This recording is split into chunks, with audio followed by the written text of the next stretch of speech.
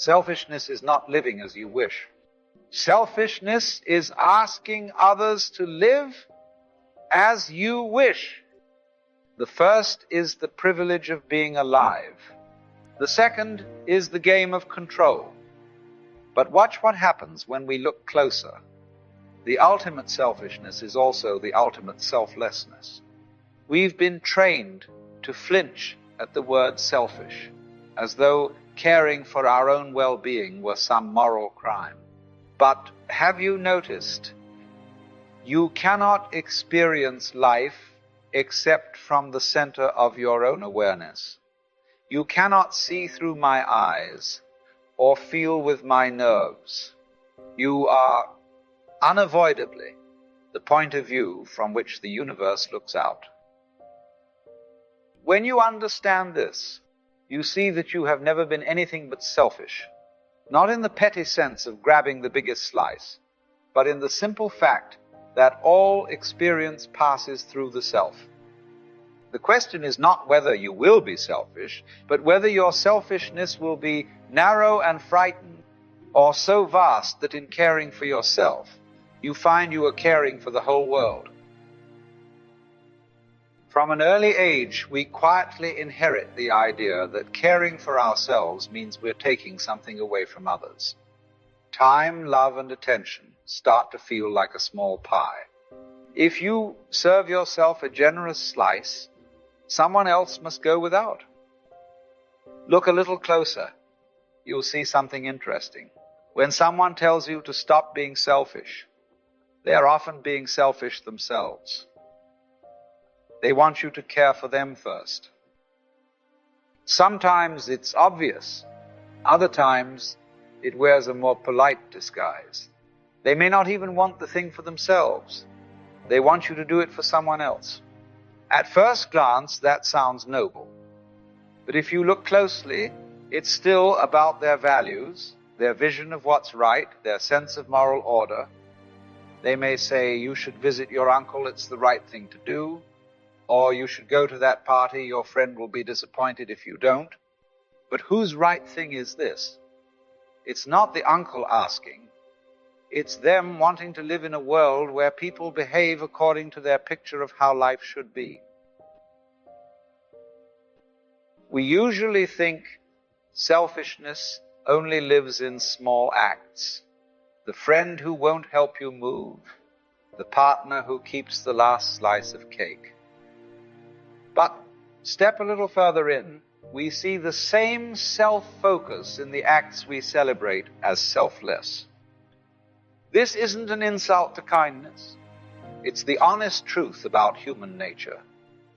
Every choice we make comes through the lens of our own feelings, our own desires, our own story. Once you see this, you stop dividing life into selfish and selfless, and you start noticing the single current running underneath them both. And when you notice that current, you begin to see it everywhere. In the kindness of a stranger, in the patience of a teacher, in the tenderness of a lover. Beneath every action, no matter how noble, is the quiet pull of something we wish to feel, to know, or to become. This doesn't cheapen the act. It's what gives it life. Even the purest kindness begins with a personal longing, the wish to see goodness in the world and to feel it in oneself. This isn't a criticism. It's the very reason goodness exists at all. You give to charity not only to help someone in need, but to feel the warmth of generosity, to live in a world where kindness exists, and to taste that world yourself. You love someone not because a rule says you must, but because being with them makes life sing in your bones. What we call sacrifice is simply the heart choosing the peace it can live with. Like a parent sitting up through the night with their feverish child because their own rest is tied to the child's breath. Seen this way, selflessness is not the absence of self-interest. It is self-interest expanded. It is joy in a wider frame. And without that joy, no one would act at all. To see the relationship of self to other is to realize that loving yourself is impossible without loving all that you once thought was not you. The boundary between me and you is a useful convention, but not a real division.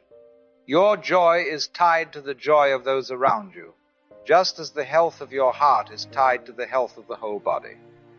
Psychological egoism says all human actions are motivated by self-interest. It's not a judgment, it's simply noticing how the game is played. Every sensation, every thought, every act passes through the same center, the self. But here is where the view widens. The small self is the body, the name, the private story. The big self is the universe expressing itself through you. The flower does not bloom for the bee. It blooms because blooming is what it does, and in blooming the bee arrives.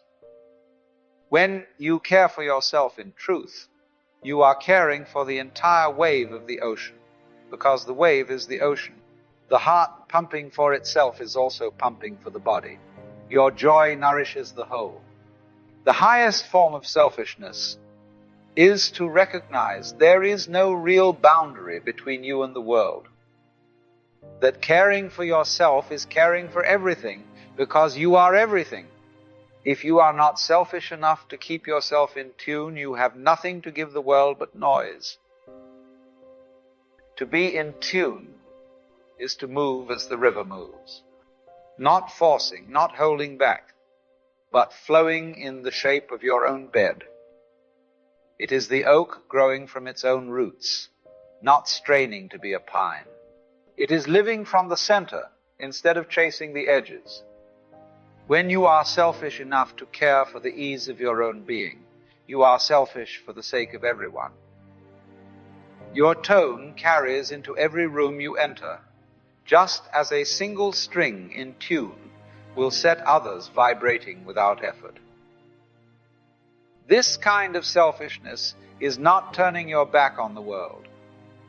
It is being so much yourself that the world is nourished by your presence. What you give is not something you've manufactured. It is simply the overflow of being at home in your own skin.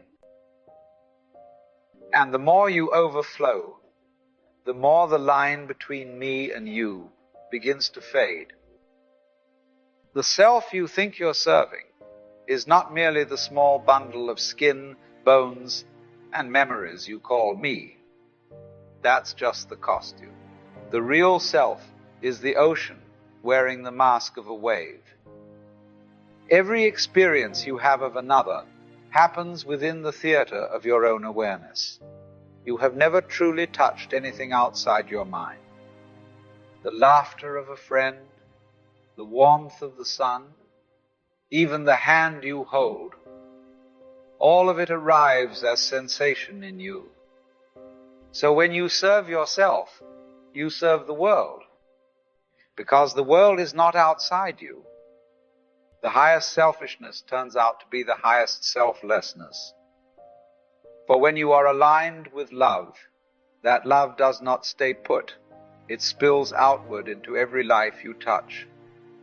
When the wall between self and other dissolves, the need to control begins to lose its grip. You start to see the world as a dance, not a marching line. If everyone did exactly what they truly wanted, the world wouldn't fall apart. It would fall into rhythm. Everyone would feel free. And freedom is the antidote to every negative emotion. Because every negative emotion, if you trace it back, is simply the feeling of lost freedom, the sense of being boxed into an expectation, a role, a should that rubs against the grain of your own being. And the release doesn't come from struggle, but from slipping back into your own natural flow, coming back to the current of what you really are. When you live from that current, you are no threat to anyone. You no longer need to force or to plead. You are at ease in the game. When selfishness is understood, it stops being about taking and becomes about keeping yourself full. From fullness, love flows without effort, and your presence itself is nourishment. True selfishness is not the ego hoarding for its little self. It is the whole recognizing that when one part thrives, the rest cannot help but benefit. Selfishness, in its highest form, is not the petty grab of the small self. It is the recognition that the self and the whole are not two things. When you drink water, the universe drinks. When you laugh, the universe laughs. And when you love, the universe remembers itself. We have been taught to shrink selfishness into a sin. But in truth, the purest selfishness is the purest generosity, because there is no joy that is truly yours alone.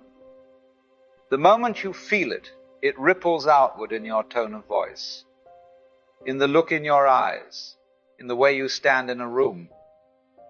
This is why the highest gift you can give the world is to live in such a way that you are lit from within. Not to please, not to prove, not to perform, but because the fullness of your own being is the most natural offering you have.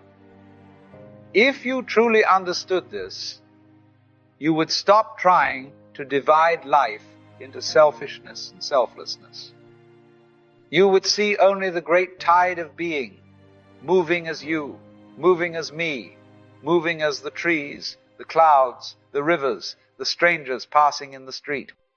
One motion, one joy, one life delighting in itself. So be selfish enough to be joyful, selfish enough to be at peace, selfish enough to overflow. For when you feed the self, you feed the whole ocean of existence, and the ocean is thirsty for your joy. To be selfish in this way is to recognize that you are not a drop lost in the ocean, but the entire ocean in a drop. What shines through you shines through everything, and in choosing to be full, you become the very proof that the universe is already overflowing.